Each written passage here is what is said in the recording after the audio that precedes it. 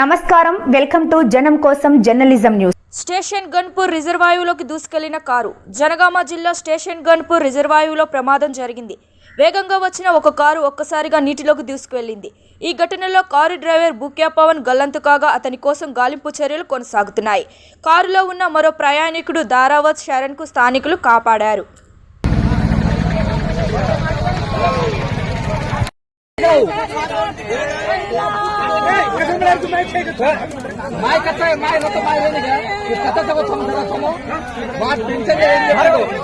బయటకు వెళ్ళడానికి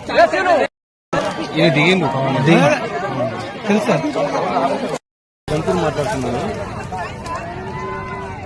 ఇక పల్లగుట్ట ఇక డ్యామ్ లో ఒక కారు పడిపోయింది. అలా ఒక వ్యక్తి